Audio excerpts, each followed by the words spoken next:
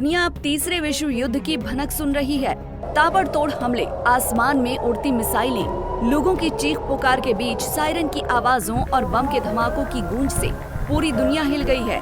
Israel और Iran के बीच अब सीधी जंग शुरू हो गई है। इसकी वजह से दुनिया में, खासकर पश्चिम एशिया में जंग की तपिश बढ़ गई है। क्या लेबनान, ईरान और क्या इजराइल, सभी एक दूसरे को खत्म करने पर आमादा हो गए हैं। अब ईरान ने पलटवार किया है और हिजबुल्लाह चीफ नसरल्लाह की मौत का इजराइल से बदला लिया है।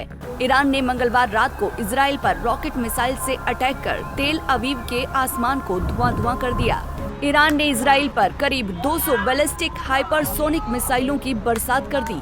इजराइल ने जिस बेस से नसरल्लाह को मारने के लिए F-35 जेट्स को लॉन्च किया था, ईरान ने उसे भी ध्वस्त करने का दावा किया है।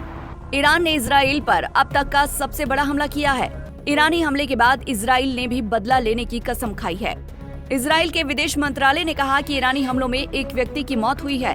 इजराइल ने हमले के बाद ईरानी शासन को दुनिया की शांति के लिए खतरा बताते हुए जवाबी कार्रवाई की धमकी दी है। ऐसा माना जा रहा है कि इजराइल की ओर से ईरान की परमाणु साइट और ऑयल फैसिलिटी को निशाना बनाया जा सकता है। द वॉल स्ट्रीट जर्नल की मंगलवार की रिपोर्ट में अरब अधिकारियों का हवाला देते हुए कहा गया है कि ईरान के मिसाइल हमले के बाद इजराइल ने तेहरान के परमाणु या ऑयल फैसिलिटी को निशाना बनाकर सीधे जवाबी कार्रवाई की चेतावनी दे दी है।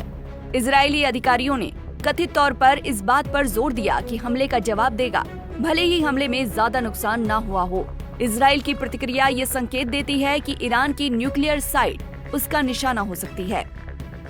तो वहीं ईरान का दावा है कि उसने इजराइल की खुफिया एजेंसी मोसाद के हेडक्वार्टर को भी निशाना बनाया है। इस हमले में मोसाद का हेडक्वार्टर ध्वस्त हो गया है। इसके साथ ही नेटजारिम कॉरिडोर पर स्थित इजरायली टैंकों को भी निशाना बनाया गया। साथ ही इजराइल के 20 F-35 लड़ाकू विमानों को भी मार गिराने की बात कही है। हालांकि इजराइल की सेना IDF का कहना है कि उसने इजराइल पर दागी गई 180 बैलिस्टिक मिसाइलों में से बड़ी संख्या में मिसाइल्स को रोक दिया। इजराइल का आयरन डोम एक्टिव था। ईरान के हमले मुख्य तौर पर जेरूशलम और तेल अवीव को निशाना बनाकर किए गए। इन हमलों के बीच इजराइल में रात भर सायरन बजते रहे। तेल अवीव में सायरन बजते ही लोगों को जहां मौका मिला वहां शरण लेते दिखाई दिए। सायरन बजते ही तेल अवीव में एक ब्रिज के नीचे इजरायली नागरिकों ने शरण ली। इजराइल में जगह जगह बॉम्ब शेल्टर्स और बंकर्स बने हुए हैं, जहां बड़े पैमाने पर लोगों ने शरण ली। ईरान का कहना है कि अगर इजराइल इस हमले का जवाब देता है तो उसका मुंहतोड़ जवाब दिया जाएगा।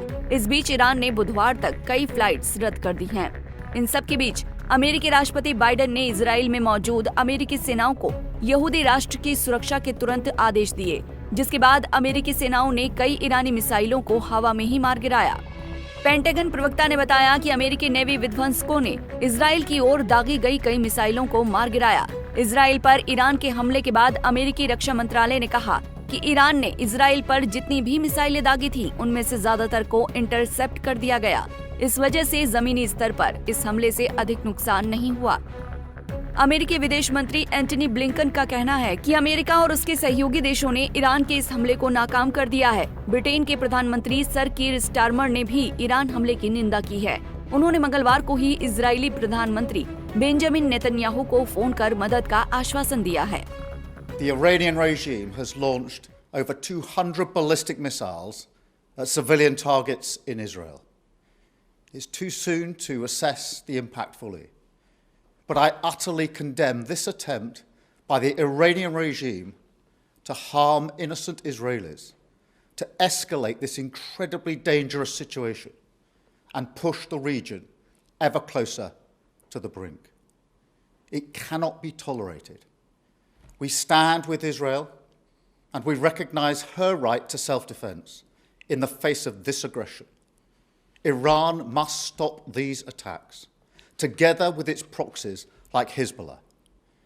Iran has menaced the Middle East for far too long.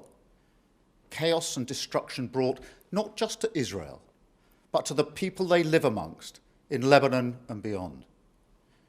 Make no mistake, Britain stands full square against such violence. We support Israel's reasonable demand for the security of its people. आपको बता दें कि Israel का अत्याधुनिक air defence system iron डोम अपनी अचूकता के लिए दुनिया भर में मशहूर है। अप्रैल महीने में भी जब ईरान ने इजराइल पर हमला किया था, तो उस समय भी एक्टिव आयरन डोम ने मिसाइलों को मार गिराया था। इस बार भी आयरन डोम ने मिसाइलों को सफलतापूर्वक इंटरसेप्ट कर दिया।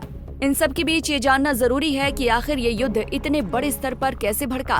तो आपको बता दें कि लेबनान में हुए पेजर धमाकों और काफी समय से चल रहे गाजा युद्ध के चलते ईरान और इजराइल के संबंध तनावपूर्ण चल रहे हैं। इधर इजराइल के हमले में हिजबुल्लाह लीडर नसरुल्लाह समेत कई कमांडर मारे गए। फिर इजराइल ने लेबनान पर जमीनी हमला भी कर दिया। माना जाता है कि ईरान हिजबुल्लाह और हमास दोनों को ट्रेनिंग और हथियार देता है।